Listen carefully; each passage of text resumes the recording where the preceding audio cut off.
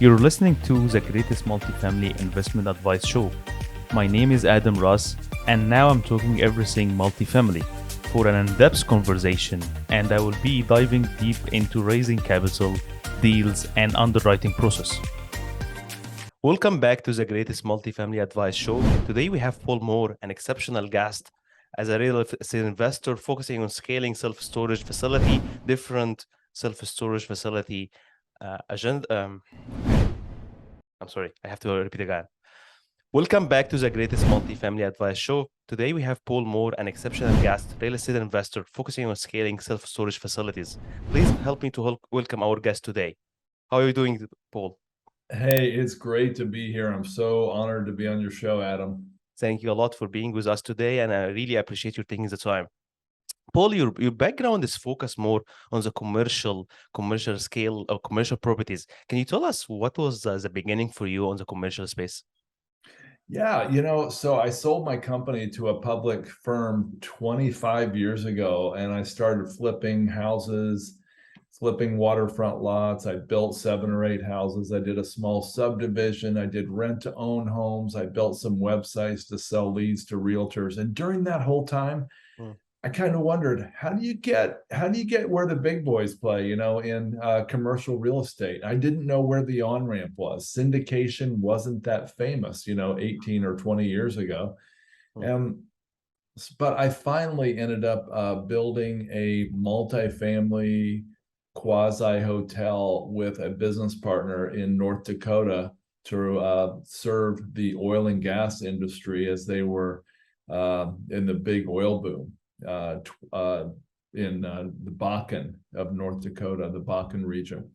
And by doing that, I learned, yeah, I definitely want to be in this space. And after about a number of years of running that and doing marketing for them after we sold that organization, I ended up writing a book on multifamily called The Perfect Investment, which is a humble title. Basically it was about buying and selling and operating apartment buildings successfully. And so that's how I got my start in this commercial realm. And what was the upside for you to say, okay, self-storage is more appealing for me as a commercial space on industrial and hotel spaces, and as you mentioned, the multifamily?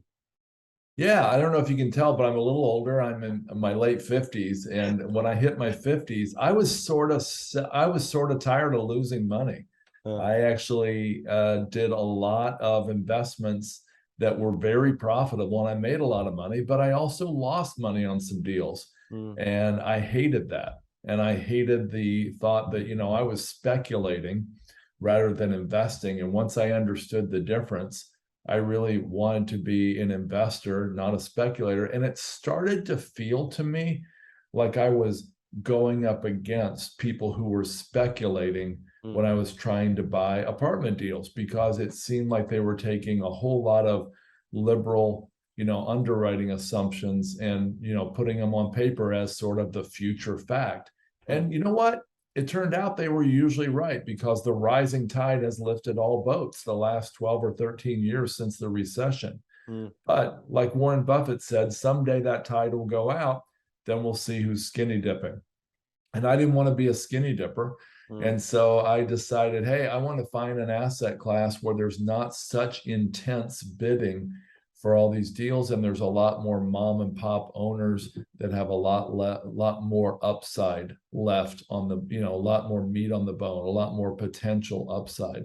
And so we found that in self-storage, mobile home parks, RV parks, and other asset classes that are in our current funds. So right now, what is your focus on the self-storage? Like only the buy and hold, or buy and have additional, like some development, like add a value? What is your actual niche on the self-storage? Yeah. So I wrote a book called Storing Up Profits, Capitalize on America's Obsession with Stuff by Investing in Self-Storage. It was published by Bigger Pockets last year. And we have in there, we lay out 4 different proposed paths you can take to develop a self-storage empire, if you will. One was buy and hold, and we feel like that's what institutionals and more family offices and wealthy investors would do. So be buying a stabilized asset. So we don't do that. A second, and possibly the most profitable but most risky path, would be ground up development. There's a lot of downsides in that, but there's more upsides, at least the last decade or two, that have made people doing that extremely wealthy. And that's not our focus either, because again, I'm really not in the speculative realm. A third way to do it would be converting an old building, maybe converting a warehouse or a Toys R Us building, or Sears or Kmart that went out of business, or an old grocery store. Like I passed one yesterday that was converted to self-storage. That'd be something we are interested in on a limited basis. And because there's some risk with that. And then the fourth path, which would be the one we're most focused on, which is value add self-storage investing, which would be basically acquiring an existing self-storage facility and going in and, improving the marketing, increasing the rent to market value, adding maybe rental of U-Haul, boat and RV storage on that, 5 acres out back that's just not being used now. It may be selling retail items like locks, boxes, tape, scissors, selling insurance and getting a piece of that. Upselling units to better units, things like that. That's where we're really passionate about. Those type of value adds have made a massive difference to our investors and to our profits in our funds. I think one of the things and different on self-storage especially is database. So when we're looking on multifamily, it's easy for us to look on CoStar, different like M&Ms, different database. But when you're talking about self-storage and you want to analyze different markets, how your in-depth look on analysis different markets if it's not your own market? Yeah, so great question. There is information out there on companies like Radius Plus and Sparefoot. Radius Plus is really a great tool because it helps us analyze whether it's a viable self-storage facility right off the bat. So here's an example. If you want to, let's say you see an old Toys R Us store that's for sale cheap, or Kmart, or just, basically a vacant piece of property. If you want to analyze that, you can actually go into Radius Plus and draw, let's say, a 3-mile radius around it and get and the goal of doing better, in other words, lower than the national average of square feet per person. The national average is about 7 or 8 square feet per person in a, let's say, 3-mile radius. It could be any radius. It could be 2 mile, 3 mile, 10 mile, depending on the type of, the density in that area. But at any rate, if you do that and let's say you come in and you're at 15 square feet per person, that's double the national average. That's probably not a good sign. If it's 2 square feet per person, that's probably a very good opportunity where there's maybe some unmet demand. Another thing you want to look at is it on a main road? And what's the vehicle count on that road? What's the vehicle per day count? Is it 1,000 cars seeing it a day, or is it, 30,000 cars? And so that's important. You want to be very visible on that road, not only be on the road, but you want to make sure you have great signage, great location, great visibility. And then last, you want to make sure you're in a medium to high income area. And so those are some of the things, but Radius Plus is a real help to find a lot of that data. How you see the actual US self-storage inventory nationwide? Like right now we see like a big net immigration to the Southeast, Florida and Texas and Georgia, but on the multifamily side, but where you see this on impacting the self-storage? Is there an actual direct impact when you're deciding your market? Because I think you're working nationwide, or you're focusing only on Florida? No, we're focused as a fund, Wellings Real Estate Income Fund. We're obsessed with finding operating partners. We actually don't buy and operate these facilities ourselves. We find the very best of the best operators we can find, and we invest equity with them. And so we are not as focused. We're not really focused at all, in fact, on the geography. We're trusting these best-in-class operators to come up with the right location, whether it's Florida or Texas or South Carolina or somewhere else. But right now, where you see is an actual gap on self-storage inventory in general on the US. It's funny, you know, I can take you, Adam, to like Nashville and drive you around and show you, for example, that Nashville seems to be overbuilt for self-storage, like a lot of big cities. But I can also take you to South Nashville, to some of the suburbs, and show you that there's big gaps, places where there's a real need and it's undersupplied. And so even within a given city and even a given submarket, it might only be 3 miles between an oversupplied area and an undersupplied area, because people typically don't want to, if they have options, they typically don't want to drive more than about 3 miles to get their stuff. And so it really varies. I mean, I'll tell you, a couple of our most profitable self-storage acquisitions and deals have been in little towns, like one's in Beeville, Texas, with 12,000 people, and another one is in Ishpeming, Michigan. Ishpeming, Michigan is a small little town in the Upper Peninsula. It has like 3,000 people, but we have a 160,000 square foot self-storage facility there that is extremely profitable. And so it's really hard to say.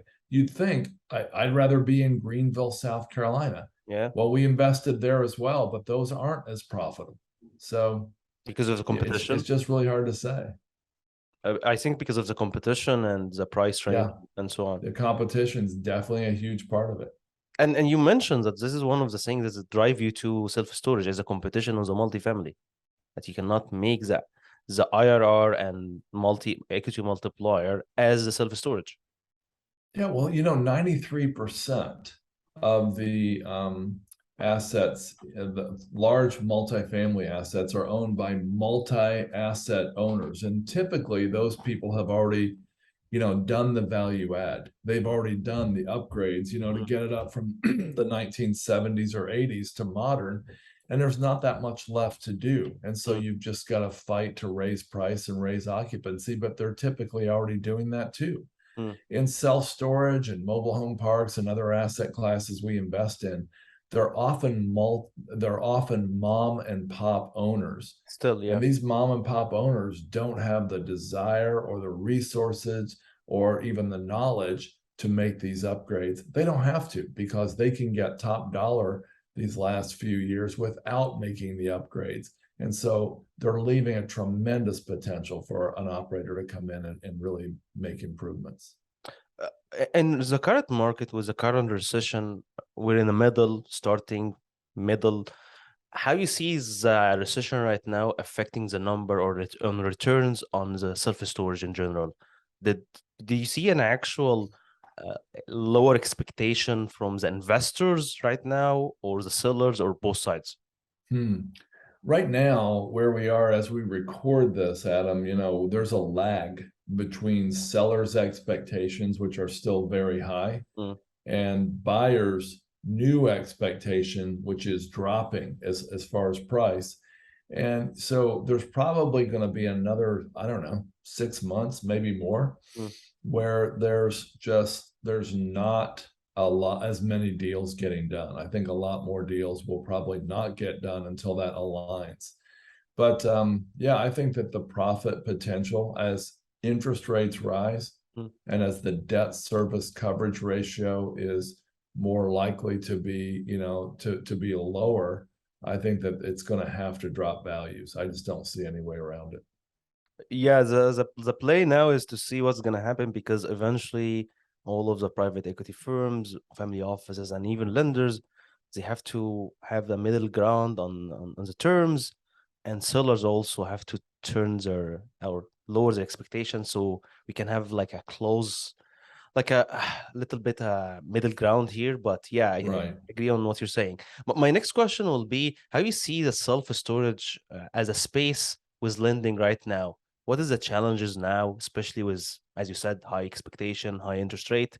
I know it's not like the early 2000 was like the regular 12% and 13%, and even before it was more than this. But how you see right now the challenge with lenders, with the commercial, especially with the self-storage spaces? Well, self-storage, second to mobile home parks, has the lowest default rate of all commercial assets, and that's what we've been told at least. Mm, And so, Fannie Mae, Freddie Mac, a lot of large lenders mm, love self-storage. And even the ground up developments that are in highly competitive areas, they typically eventually fill up. And our worst self-storage deal ever was in Bradenton, Florida, where two big competitors popped up nearby.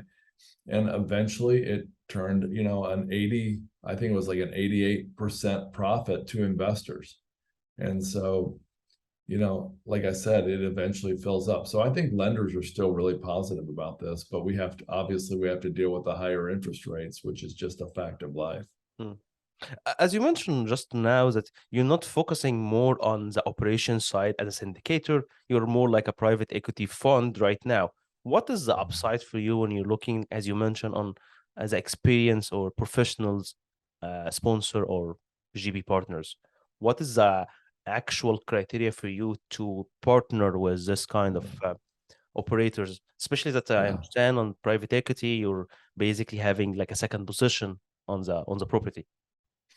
Yeah. So as private equity, we're basically at the same position of, like you said, it's second position behind the lender. So there is higher risk, but there's higher potential returns. So we are looking for operators that have conservative mindset, conservative underwriting, careful, conservative debt financing. Um, they're not spinning a wild story about the upside. They're more likely, I mean, they might have a wonderful upside, but they're underwriting to a lower potential return. They've got a track record and a team that's been in the business, hopefully since before the Great Recession 15 years ago. Hmm. We're looking, we do background checks and credit checks, reference checks. We Google them, we do what's called death by Google, where we learn everything we can about them online to see what people are saying. And we try to take into account, the risks of, them getting bad media coverage. Anything like that at all. We visit them in person. We drop in unannounced at some of their locations. I mean, we do everything we can to do due diligence as if this is our own money being invested, because it is, because as operator owners, we're investing right alongside of our investors. But what is the main upside for you to turn from operation and GP to be more like a LP, but professional Yeah. LP? You're basically at the professional LP right now. Yeah. So, Michael Phelps, if he would have magically, when he was a kid, figured out that he wanted to win 28 medals in the Olympics, which he did eventually, Yeah.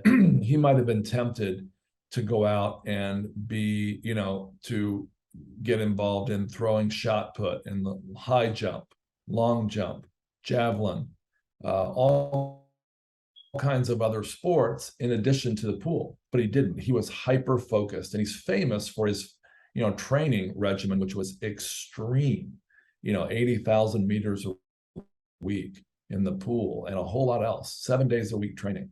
Well, he could only do that in the pool. He couldn't have gone out and done that in 10 other sports. Well, we like diversification. We really think that's best. We like the way Warren Buffett and Charlie Munger have diversified Berkshire Hathaway, but they do it on the backs of specialists, extremely focused specialists. And so we wanted both. We wanted diversification and specialization, and it was impossible for us to do that internally. So we decided to step back and go out and find the very best of the best experts in these different assets and then diversify across a lot of them. Is there's any part of and the actual career you find that partnership is the best way to scale, and you realize this is a team sport, I cannot do it by myself? When was the actual point you had this mindset? Yeah, I think it's when we in 2017 we had a multifamily asset that wasn't going great. It turned out okay, but it wasn't going that well, and it just really caused me to reevaluate our strengths and our weaknesses. And I look back over my last 40 years, I mean 35 years at least, you know, in the employment world, and I look back from that today and say, you know, I was best when I wasn't the expert. I wasn't the specialist. I wasn't the hands-on operator. And we flipped 60 homes. And I was not the best when I was doing the painting and the repairs and the plumbing. I was best when I stepped back a level. And I just saw that in myself, and I saw that in our whole team. And we've just done really, we've just made that that's become our profession now, is providing a great investor experience to our investors. That's us, you know, that in addition to finding, you know, giving them great returns. This is bring me back to the usual question on the show. How you see after 20 or 30 years on real estate, your superpower? Yeah, I think for me, my superpower is creating a culture of integrity, humility, honesty, where we make it our highest goal to love our investors, to love our staff, to love our vendors, and to love our operators. And so by doing that, if we can put that above making every last dollar, it's been just a great experience. I would say this: Jeff Hoffman, who's the founder of Priceline, said, "Don't chase money. If you do, you'll end up compromising your integrity." He said, "Chase excellence, and then everything else will fall into place." 100%. Thanks so much for today. And before we conclude, beside bigger pockets, how the people can follow your success? Yeah, you know, I mentioned earlier that I couldn't find the on-ramp into commercial real estate, Adam. And so what I've done is I've created a commercial real estate investor's guide, as well as some guides on investing in self-storage and mobile home parks. And everybody can get those free by going to my website, which is Wellings Capital, WELLINGS, wellingscapital.com/resources, and that will give them free access to these materials and more. And also, your book is great. I have it on top of here. I like it. Thank you. That's very nice of you. Thanks thanks so much for being with us today, and really we're happy to bring you again to the show to talk more about self-storage. Okay, fantastic. Thanks, Adam. Appreciate it.